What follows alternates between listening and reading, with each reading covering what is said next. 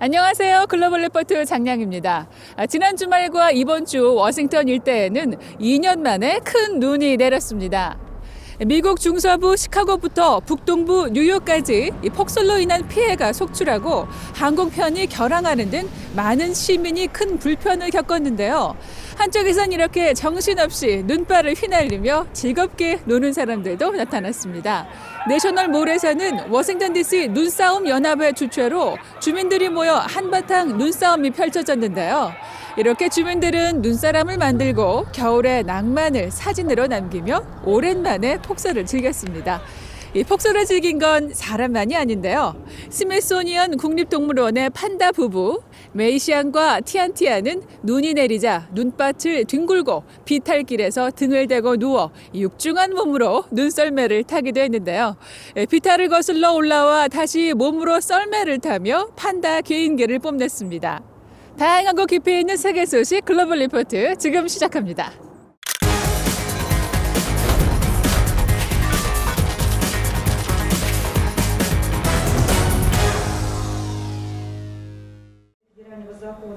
러시아 야권 정치인 알렉세이 나발니가 실형 판결을 받고 징역형을 살게 돼 이번 주 주요 해시태그에 올랐습니다. 독일에서 독극물 중독 치료 후 러시아로 귀국하자마자 체포됐던 나발니는 지난 2일 법원 재판에서 집행유예를 실형으로 전환한다는 판결을 받았는데요. 그는 이미 1년을 가택연금 상태에서 보낸 적이 있어 앞으로 2년 6개월을 교도소에서 복역할 예정입니다.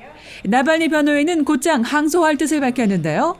이번 판결에 앞서 지난 2주간 러시아 전역에서 나발니의 석방을 요구하는 대규모 시위가 일어났고 재판 당일에도 법원 밖과 모스크바 중심가에서 지지자들 시위가 이어졌습니다.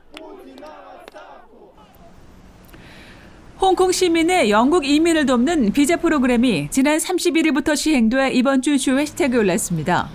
영국 해외 시민 여권을 소지한 홍콩인은 이 비자를 신청해 5년간 영국서 산 뒤 영국 시민권을 신청할 수 있게 됐는데요. 중국 공산당 정부가 홍콩에 대한 통제를 강화하자 영국 정부가 이번 조치를 전격 시행했습니다. 중국 외교부는 영국의 비자 프로그램이 주권 침해이자 내정 간섭이라며 반발하고 나섰는데요. 중국과 홍콩 정부는 앞으로 영국 해외 시민 여권의 효력을 인정하지 않겠다고 밝혔습니다. 전 세계 신종 코로나 바이러스 확진자가 최근 감소세를 보여 이번 주 주요 해시태그에 올랐습니다. 여전히 많은 나라에서 감염자가 증가하지만 세계적인 감소세는 고무적인 소식이라고 세계보건기구 WHO 사무총장은 전했는데요. 다만 감소세를 보인다고 급히 경계를 늦추면 지난해와 같이 바이러스 재확산으로 이어질 수 있다는 경고도 빼놓지 않았습니다. 한편 최초 집단 감염 발원지로 알려진 중국 우한에서 코로나 기원을 규명하기 위해 WHO 국제조사단이 머물고 있는데요. 이들은 이곳에서 우한 바이러스 연구소 등 코로나 역학조사의 핵심적인 곳들을 찾아다니며 조사하고 있습니다. 겨울 눈폭풍이 미국 북동부 일대를 강타해 이번 주 주요 관심사에 올랐습니다. 뉴잉글랜드 지역부터 버지니아까지 눈이 많이 내린 가운데 뉴욕과 뉴저지주 등 폭설이 내린 주에선 비상사태가 선포됐는데요. 학교 수업이 중단되고 버스와 열차 운행도 멈춰섰습니다. 한편 미국 서부에서도 폭설과 폭우가 함께 내려 캘리포니아의 대표적인 해안도로 일부가 붕괴하고 얼음판이 된 도로 위에서 차들이 장시간 발이 묶이기도 했는데요. 그러나 한동안 코로나 대유행에 지쳐있던 사람들이 거리로 나와 한방눈을 만끽하며 눈사람을 만드는 등 폭설을 즐기는 모습도 보였습니다.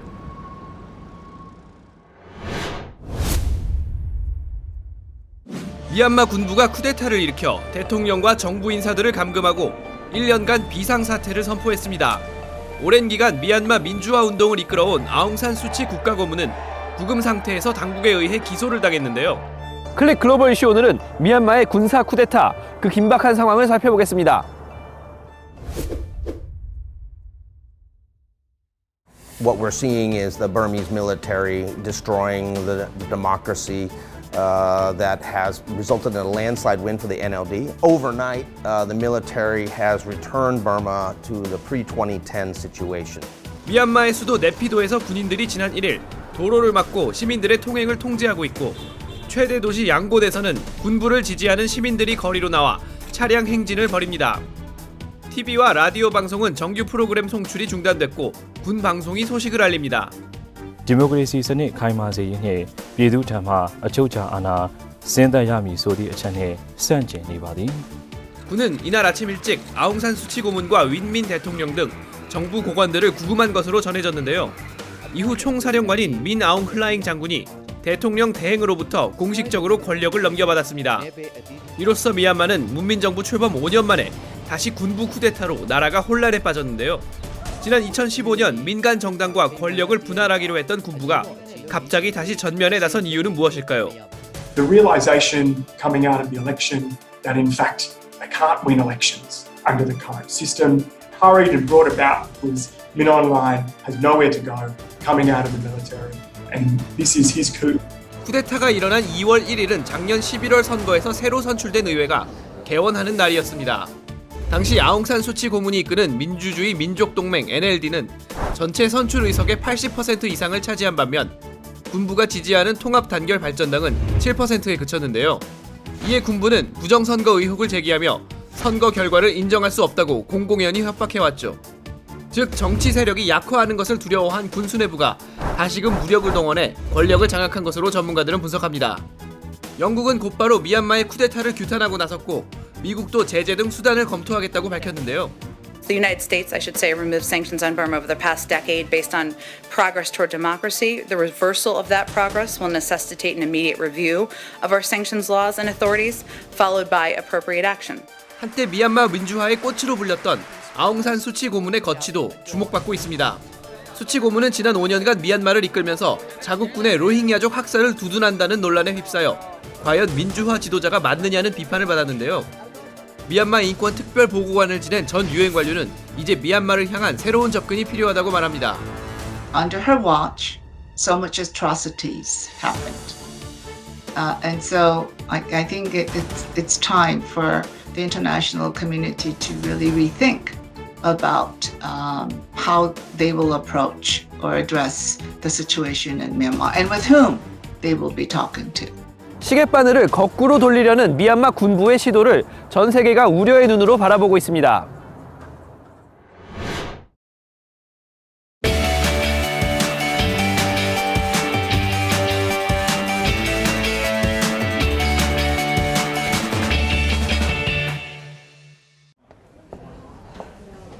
My first memory is walking into the store and just kind of seeing it kind of painted ghostly gray and seeing all the walls of books everywhere and smelling that kind of chocolatey, musty kind of smell, and seeing my grandpa and my dad working side by side at the buying desk and heading back to the children's section where it was just candy-colored books, and I felt like such a princess because I could pick out any book that I wanted or books that I wanted to.